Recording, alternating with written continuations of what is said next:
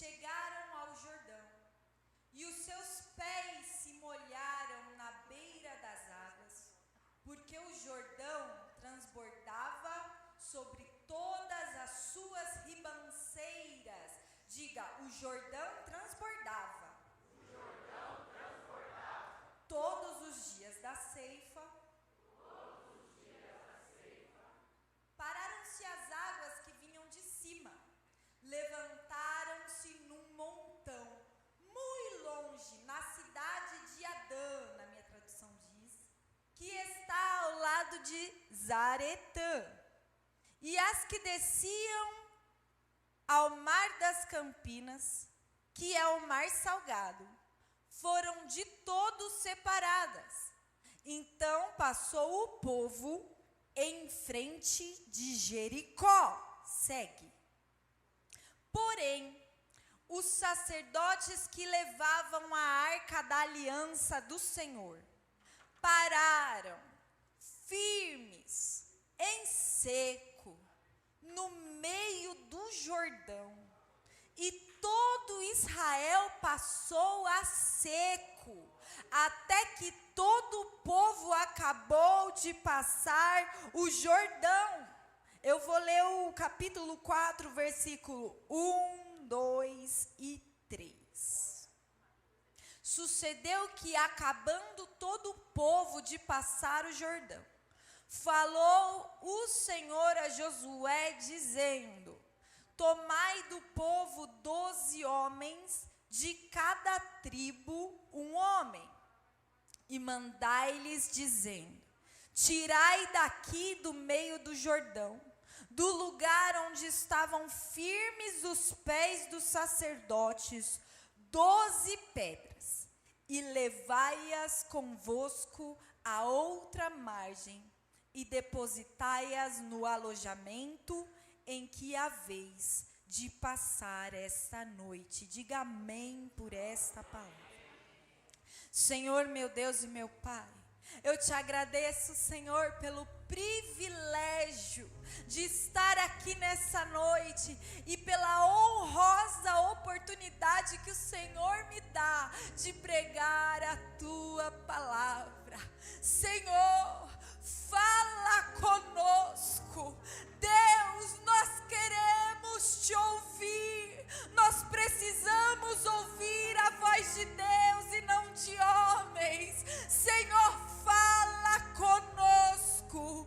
Deus, coloca, Senhor, e manda e envia aqui nessa casa ainda mais anjos, Senhor, e não permita, Deus, que o inimigo tire agora a boa semente do nosso coração, que é a tua palavra. Nós abrimos agora o nosso coração, Senhor, nós temos sede, nós temos fome, nós queremos ouvir a tua voz, em nome de Jesus, amém. Senta dando glória a Deus.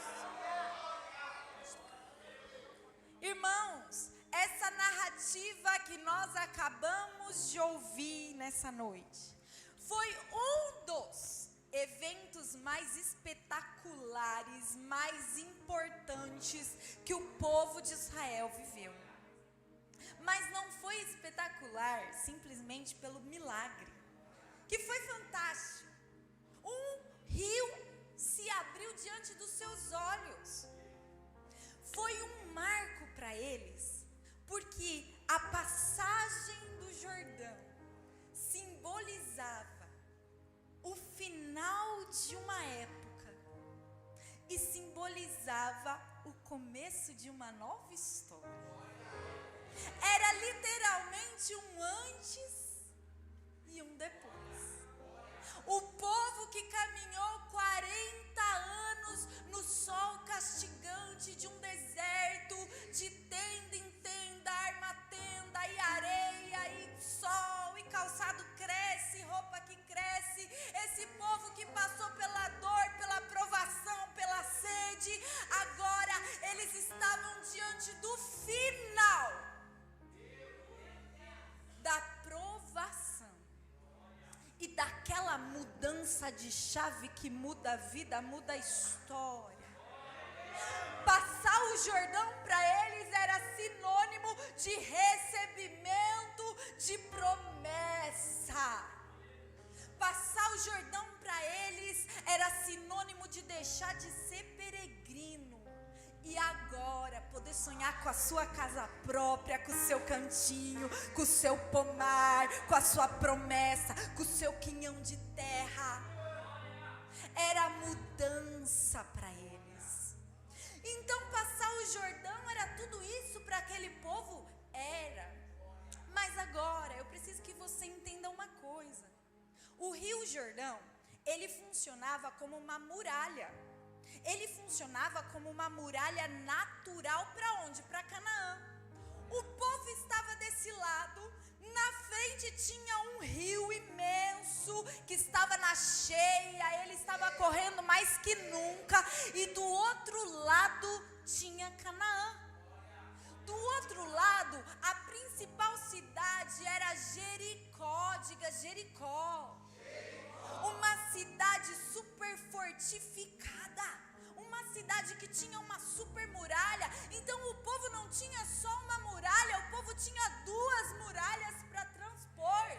A primeira era natural, diga natural. Era o Rio Jordão. E a segunda eram as muralhas de Jericó. E Jericó era o coração de Canaã. Uma cidade muito importante, uma cidade de passagem, era uma cidade chave para a conquista de Canaã. Agora entende comigo isso daqui, eu preciso te explicar.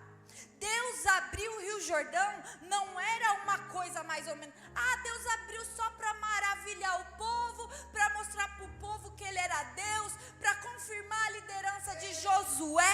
Não, eu vou te explicar agora. Que se aquele povo precisasse contornar o Rio Jordão, se o Rio Jordão não tivesse sido aberto, se eles fossem contornar pelo sul, eles entrariam por lugares inóspitos, lá na região do Mar Morto, não tinha uma passagem fácil, e eu estou falando de 2 milhões de pessoas aproximadamente, que estavam com Josué, segundo os estudiosos. Mas e se ele fosse contornar pelo norte? Pelo norte tinham reinos hostis, e a passagem de um povo desse tanto não era fácil. Eles levariam meses se conseguissem passar para passar. Pastora, mas tem uma terceira opção. Qual seria a terceira? Vai num val. O que é isso? É uma passagem mais estreita do leito do rio. Uma passagem que de repente dá para passar a pé assim, sabe? De repente se tiver mais rasinho, então eles procurariam essa brecha lá no rio. Mas o versículo 15 é enfático em dizer que o Rio Jordão transbordava em todas as suas ribanceiras. Não tinha val, não tinha passagem rasa, não tinha. O rio estava transbordando em todos os seus leitos, porque era época de chuva, era época de colheita, então não tinha val, não tinha saída para aquele povo. Se Deus não fizesse o milagre de abrir o Rio Jordão, o que aquele povo ia fazer com relação à sua promessa? Não foi só um milagre maravilhoso, foi um armamento de guerra de Deus. Foi uma estratégia divina para o povo conquistar sua promessa. Então, o que a gente acabou de ler nos contou a história que aqueles sacerdotes recebem de Deus, através da vida do seu líder Josué, uma instrução.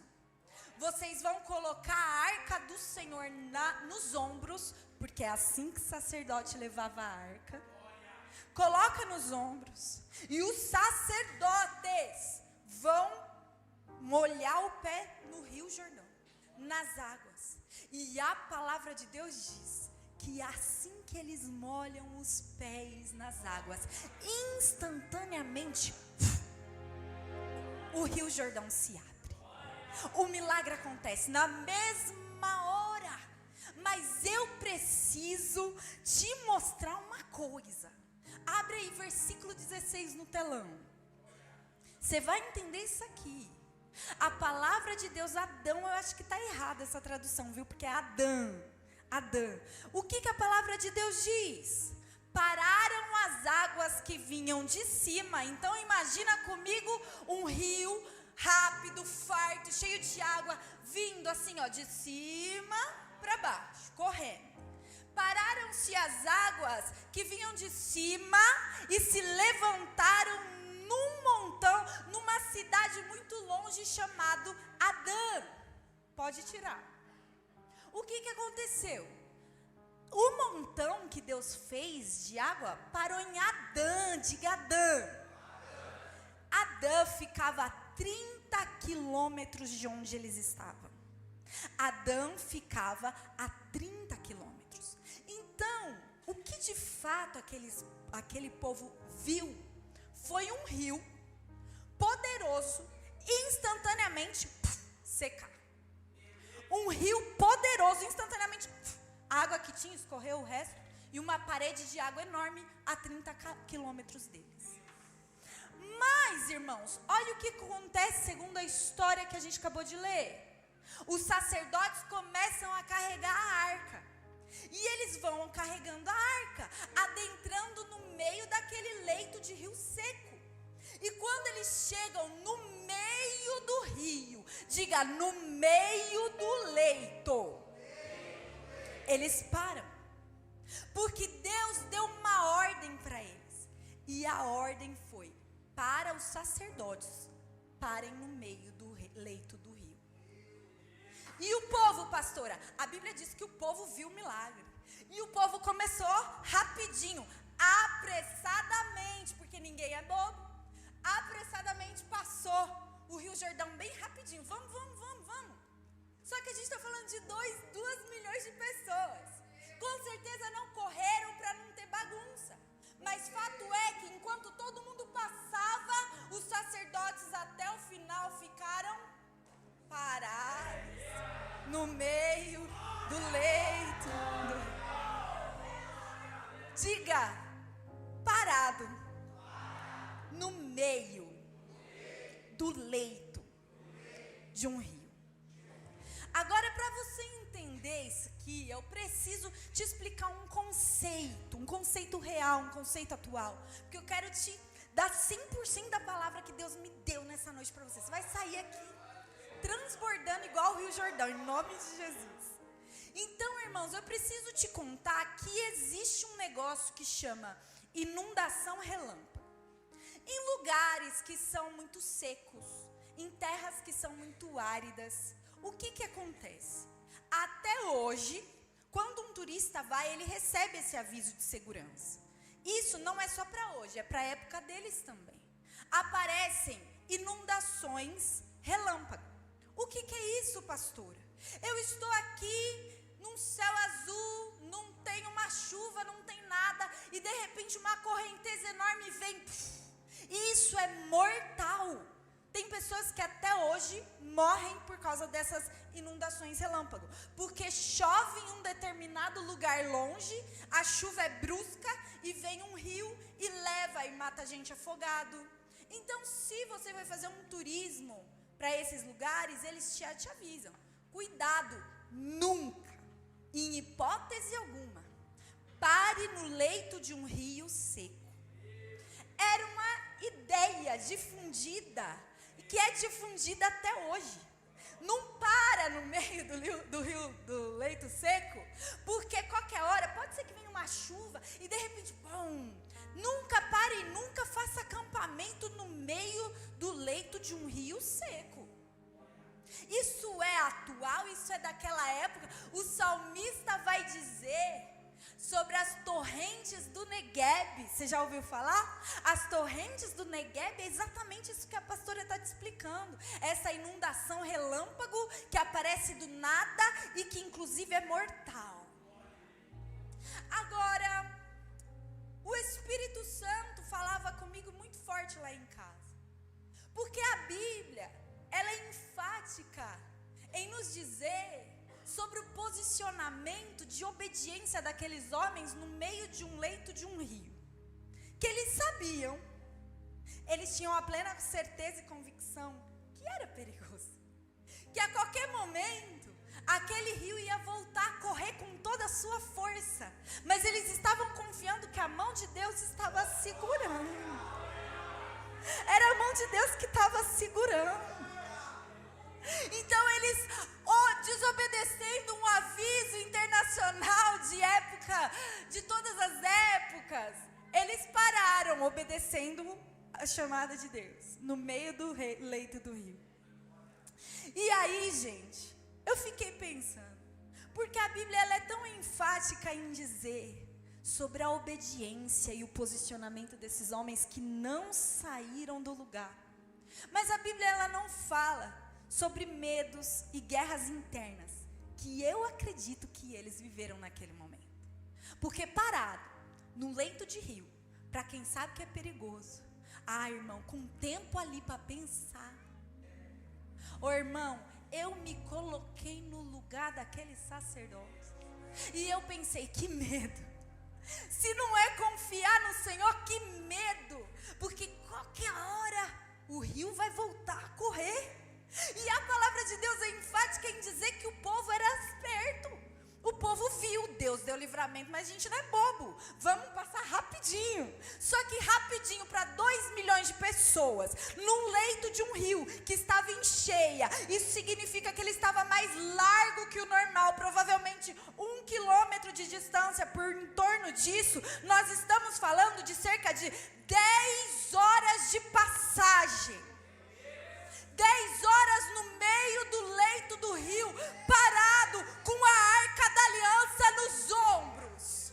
10 horas esperando, enquanto eles viam todo mundo passando e chegando primeiro. Enquanto eles viam todo mundo passando ligeiro e chegando na terra da promessa primeiro. O Senhor Deus falava comigo assim: fala para o meu povo, fala para as minhas filhas e para os meus filhos que eu dei para eles uma posição.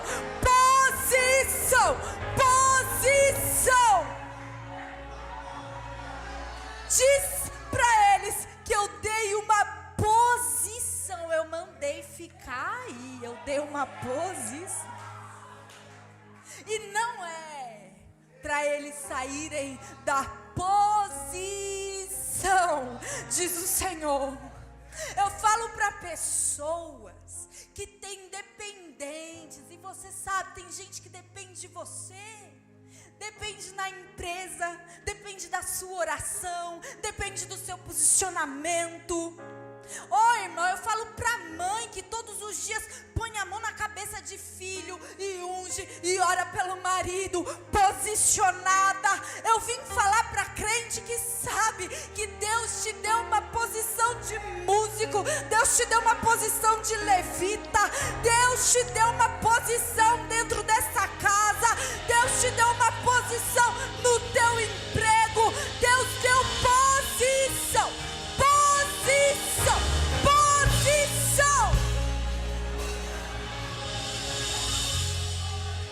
E a ordem de Deus é: não sai da posição até que o último esteja bem, até que o último esteja saudável.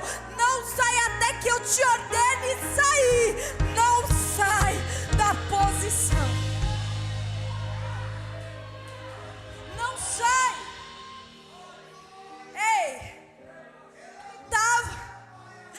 Eles estavam no epicentro de um rio, gente.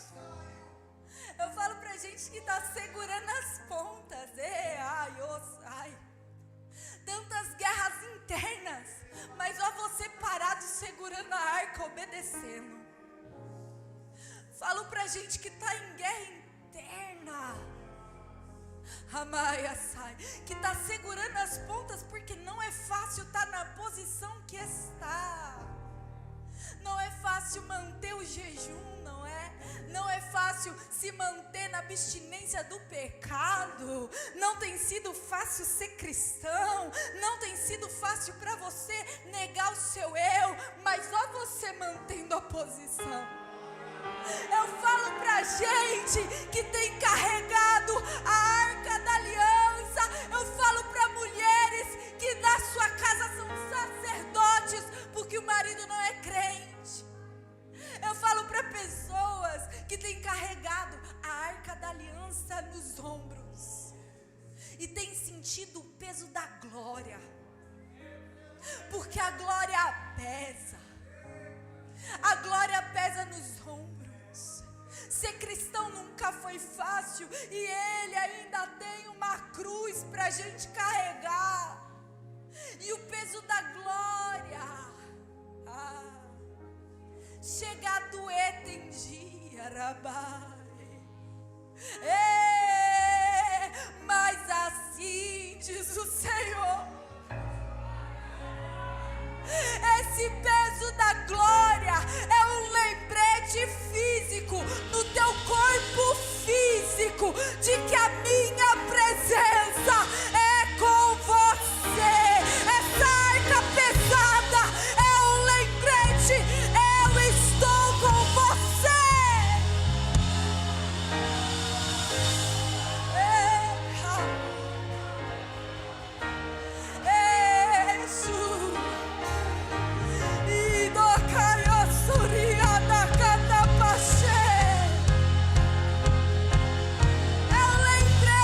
Filha, é um lembrete, filho, tá doendo, né? Quem disse que manter uma posição foi fácil? Manter posição não é para super crente. Você pode ter suas guerras internas, mas o Senhor foi enfático em dizer: com medo mesmo, não sai da posição. Difícil mesmo, não sai da posição. Por mais que seja duro estar na minha casa, servir, abrir mão, assim diz o Senhor, não sai da posição. Por mais que seja pesado carregar a minha glória, o Senhor manda dizer, não sai da posição, porque para aqueles que permanecerem na posição, o Senhor diz, tem honra, tem honra, tem honra, tem honra, tem honra, tem honra, tem honra.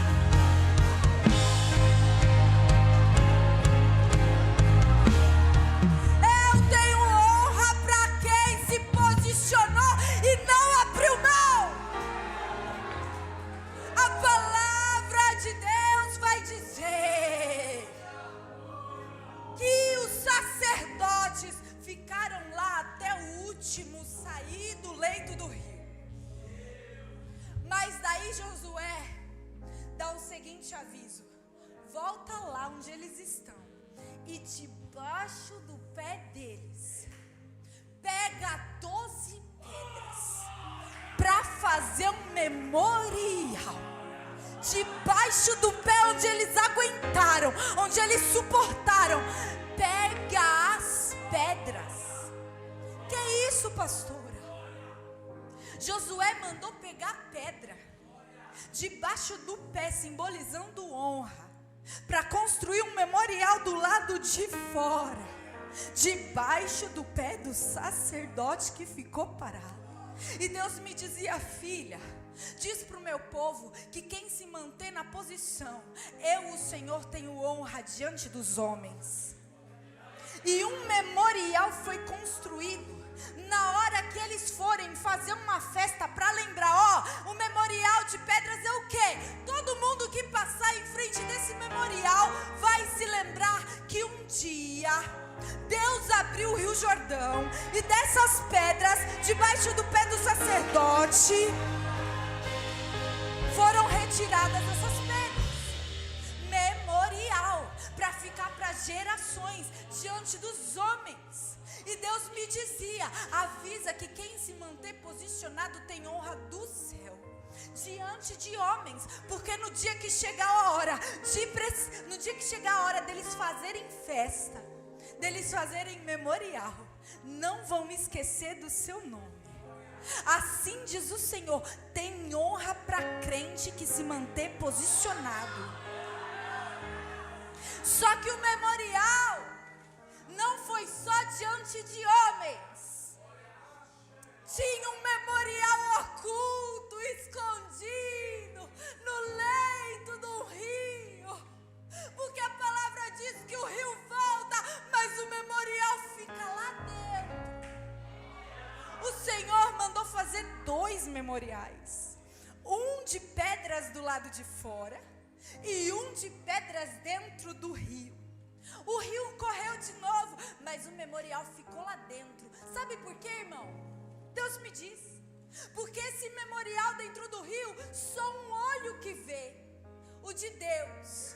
E o olho que tudo vê, também tem um memorial sobre o que você está fazendo nessa terra.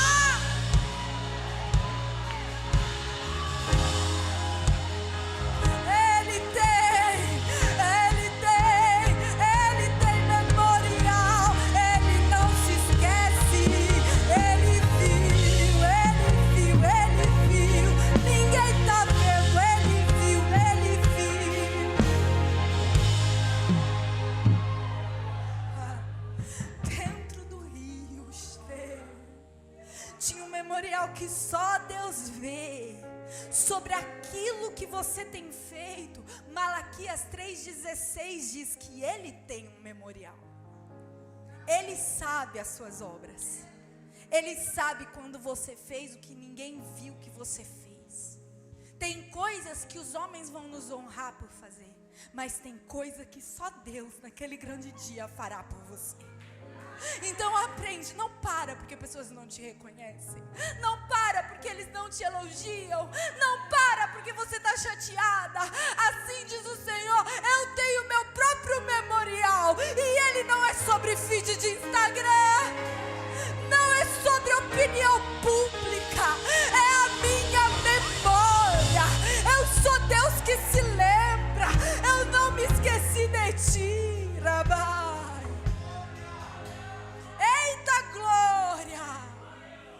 Agora, irmão, para encerrar essa palavra, eu estou entregando a minha oportunidade.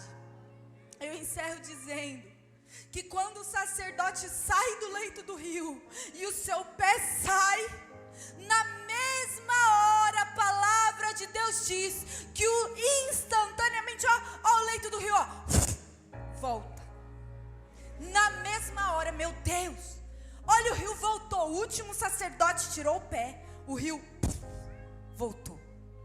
Só que entende isso aqui comigo. Nós estávamos falando que a parede parou em vocês estão aí? A parede parou em a 30 quilômetros de onde eles estavam. Se a parede parou em Adã a 30 quilômetros, isso significa que Deus tirou a barreira e o sacerdote ainda estava dentro do leito. Deus tira a barreira e as águas vêm com tudo. O sacerdote não estava vendo, ele estava saindo. Mas quando ele termina de sair sincronizado, olha o tempo perfeito de Deus. A água. E aí Deus me falava, como assim? Como assim, pastora? Vou te explicar para você entender. Ó, Deus tira a barreira a 30 km de distância. Isso significa que a água demora um pouco para chegar onde eles estão, certo? Então, quando ele ainda está dentro do leito do rio, quando ele ainda está dentro, Deus já tirou a barreira e já tem um tsunami de água prontinho para engolir. Aí Deus me falou assim lá em casa, filha, se eu te contasse tudo que eu já venho fazendo, se você soubesse de tudo, você teria medo, você desistiria, você sairia correndo. É por isso que eu não te contei tudo, diz o Senhor, porque eu não quero que você tenha medo. Mas saiba que o meu tempo é perfeito, é determinado, é certo.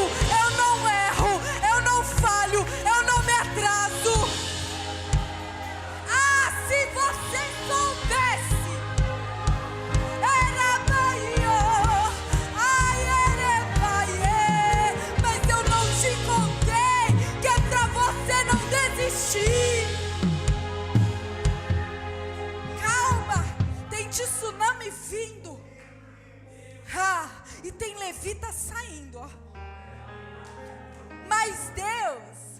ele me dizia em casa: vai dar tempo, vai dar certo, vai ter festa e vai ser chique.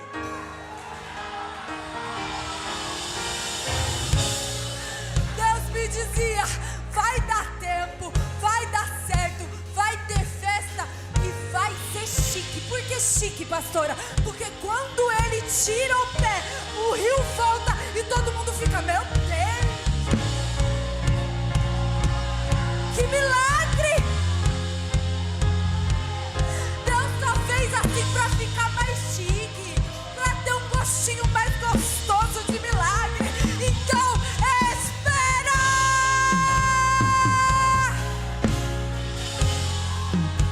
Espera o meu tempo!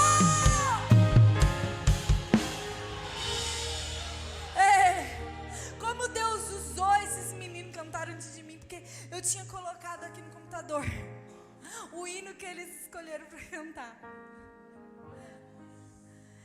Ai, Deus, eu mostrei pro pastor, eu falei: o Espírito Santo é maravilhoso.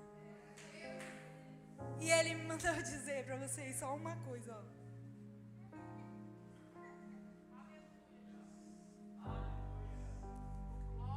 Amado. E aqui eu encerro. Eu te dou os meus ombros pra carregar a tua glória.